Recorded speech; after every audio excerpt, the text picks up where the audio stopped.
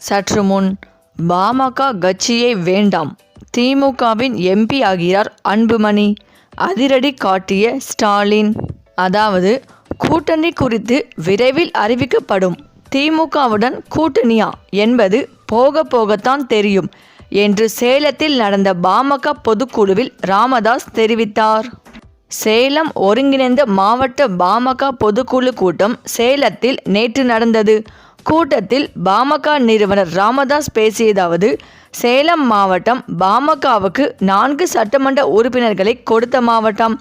10.5% இடஒதுக்கீடு போராட்டம் குறித்து துல்லியமான ஒரு தேதி டிசம்பர் மாதத்தில் அறிவிக்கப்படும். 2026 சட்டமன்ற தேர்தலில் யாருடன் கூட்டணி என்பது குறித்து அறிவிப்பேன். நிச்சயமாக வெற்றி கூட்டணியை தான் நான் உருவாக்குவேன் என்று உறுதி அளிக்கிறேன்.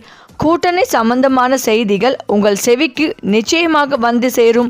அது நல்ல செய்தியாக இருக்கும், நல்ல கூட்டணியாகவும் இருக்கும். நீங்கள் கட்சியை மேலும் வளப்படுத்துங்கள். இளைஞர்களால் தான் எதையும் சாதிக்க முடியும். குறிப்பாக பெண்களின் வாக்குகள் தான் அதிகம். பெண்கள் வாக்களித்தால் நாம் நிச்சயம் வெற்றி பெற முடியும். முதலில் 10.5% இடஒதுக்கீடு போராட்டத்தை எதிர்கொள்ள தயாராக இருக்க வேண்டும். இவ்வாறு ராமதாஸ் பேசினார். பின்னர் அவர் அளித்த பேட்டியில், தருமபுரி, சேலம் மாவட்டங்களில் நடைபெற்ற பொதுக்குழு கூட்டம் சிறப்பாக அமைந்தது. அடுத்த கட்ட நடவடிக்கை குறித்து பொறுத்திருந்து பாருங்கள். கூட்டணி குறித்த அறிவிப்பு இந்த ஆண்டு இறுதியிலோ அல்லது அடுத்த ஆண்டு தொடக்கத்திலோ முறையாக அறிவிக்கப்படும் என்றார். திமுகவுடன் கூட்டணியா என்று நிருபர்கள் கேட்டதற்கு போக போகத்தான் தெரியும் என ராமதாஸ் பதிலளித்தார். கூட்டணி நிலைப்பாடு விரைவில் அறிவிப்பு. அன்புமணி பேட்டி. தமிழக மக்கள் உரிமை மீட்பு பயணத்தை பாமக தலைவர் அன்புமணி ஈரோடு மாவட்டத்தில் நேற்று மேற்கொண்டார். இதன் ஒரு பகுதியாக ஈரோடு வெள்ளரசம்பட்டி பகுதியில் மஞ்சள் விவசாயம் குறித்து அன்புமணி பார்வையிட்டு மஞ்சள் விவசாயிகள் சந்தித்து வரும் பிரச்சனைகள் மற்றும் கோரிக்கைகள் குறித்து கேட்டறிந்தார். பின்னர் அன்புமணி அளித்த பேட்டியில், பாமக தேர்தல் கூட்டணி நிலைப்பாடு விரைவில் அறிவிக்கப்படும். உட்கட்சி விவகாரம் குறித்து கருத்து சொல்ல விருப்பம் இல்லை என்று தெரிவித்தார். இந்த நிலையில் பாமகவில் இப்போது உட்கட்சி குழப்பம் வெடித்து இருக்கிறது என்று செய்தியாளர்களிடம் பேசிய பாமக நிறுவனர் ராமதாஸ் அன்புமணி தரப்பை மிக கடுமையாக விமர்சித்தார். இப்போது ஒரு தெருக்கூத்து நடக்கிறது, அதை பார்த்து ரசியுங்கள் என சொன்ன ராமதாஸ், பஃபோன் கூட தெருக்கூத்தில் வரும் என்று காட்டமான கருத்துக்களை கூறினார். தமிழ்நாட்டில் உள்ள பிரதான கட்சிகளில் ஒன்று பாமக. தமிழ்நாட்டில் தேர்தல் அரசியலில் மிக முக்கிய கட்சியாக பாமக இருக்கிறது. வட மாவட்டங்களில் பல தொகுதிகளில் வெற்றி தோல்வியை தீர்மானிக்கும் சக்தியாக பாமக இருக்கிறது. இதனால் ஒவ்வொரு முறையும் தேர்தல் காலங்களில் பாமக முக்கியத்துவம் பெறும். களத்திலும் இடஒதுக்கீடு உள்ளிட்ட போராட்டங்களை பாமக முன்னெடுத்துள்ளது. அந்த பாமகவில் இப்போது உட்கட்சி குழப்பம் வெடித்துள்ளது. அங்கு கடந்த சில ஆண்டுகளாகவே அன்புமணி தரப்புக்கும் ராமதாஸ் தரப்புக்கும் இடையே மோதல் இருந்ததாக சொல்லப்பட்டது. அந்த மோதல் போக்கு இப்போது வெளிப்படையாகவே வெடித்துள்ளது. இரு தரப்புமே மாறி மாறி மற்றொரு தரப்பை விமர்சித்து வருகிறார்கள். இதனால் தொண்டர்கள் யார் பக்கம் நிற்பது என தெரியாமல் குழம்பி போய் இருக்கிறார்கள். இதற்கிடையே இன்று செய்தியாளர்களிடம் பேசிய ராமதாஸ் சில காட்டமான கருத்துக்களை கூறினார்.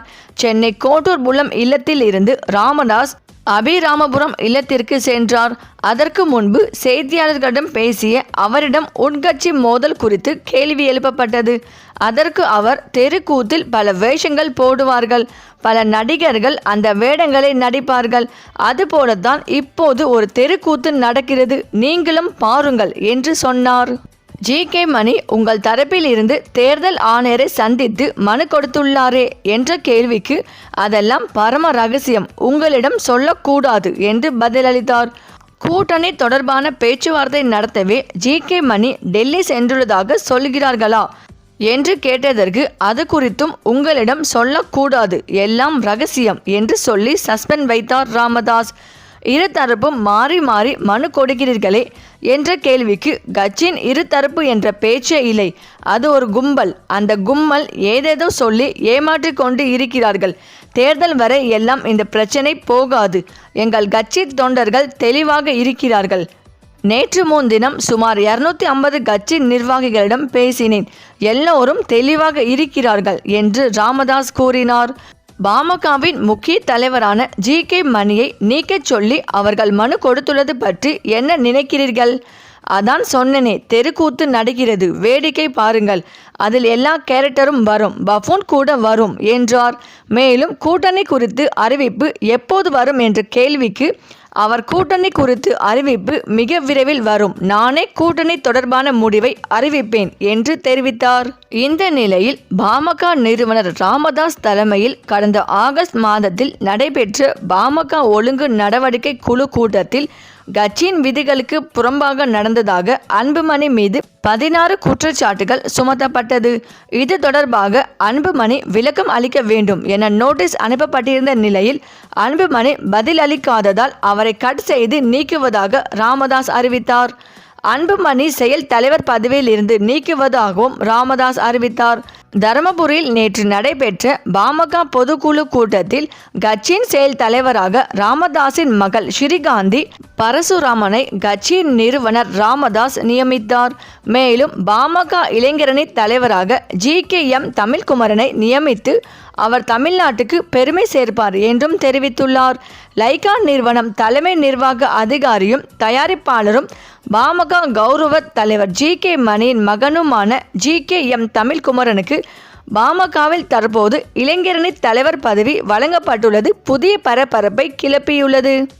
இந்த நிலையில் பாமக தலைவராக அன்புமணியை தேர்தல் ஆணையம் அங்கீகரித்துள்ளதாக அக்கட்சியின் வழக்கறிஞர் பாலு தெரிவித்தார். இதற்கு பாமக நிறுவனர் ராமதாஸ் தரப்பில் கடும் எதிர்ப்பு தெரிவிக்கப்பட்டது. மேலும் பாமக அலுவலகத்தின் முகவரி மற்றும் பாமக தலைவர் என்று குறிப்பிட்டு அனுப்பியுள்ளதாக குற்றம் சாட்டினர். பாமக கட்சி விதிகளின்படி தலைவர் ராமதாஸ் தான் என்று தெரிவித்தனர்.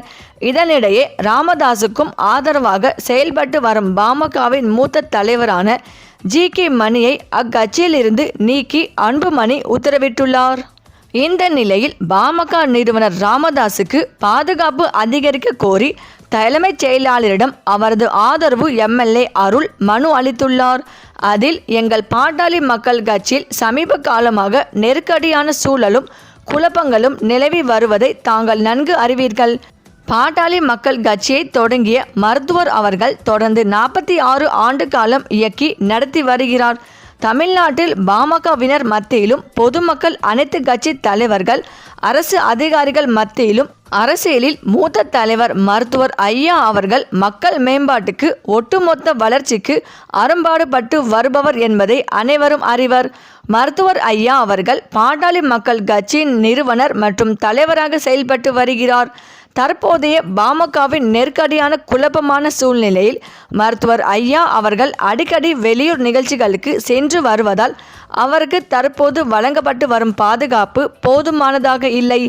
எனவே அவருடைய பாதுகாப்பு கருதி முழு நேரமும் மருத்துவர் ஐயா அவர்கள் வசித்து வரும் தைலாபுரம் தோட்டம் மற்றும் அவர் நிகழ்ச்சிகளுக்கு செல்லும் இடங்களுக்கும் கூடுதல் பாதுகாப்பு வழங்குமாறு கேட்டுக்கொள்கிறோம். மேலும் தைலாபுரம் தோட்டத்திற்கு மருத்துவர் ஐயா அவர்களை சந்திக்க வருவோர் அனைவரையும் பரிசோதனை செய்து உள்ளே அனுமதிக்கும் வகையில் நுழைவாயிலில் பரிசோதனை கருவி அமைத்திட கேட்டுக்கொள்கிறோம் என தெரிவித்துள்ளார். சரி, இந்த வீடியோ பற்றிய உங்கள் கருத்துக்களை கமெண்ட்ல சொல்லுங்க. மேலும் இந்த வீடியோ உங்களுக்கு பிடித்திருந்தால் லைக் பண்ணுங்க, ஷேர் பண்ணுங்க, மறக்காம நம்ம சேனலை சப்ஸ்கிரைப் பண்ணிக்கோங்க. தேங்க்ஸ் ஃபார் வாட்சிங்.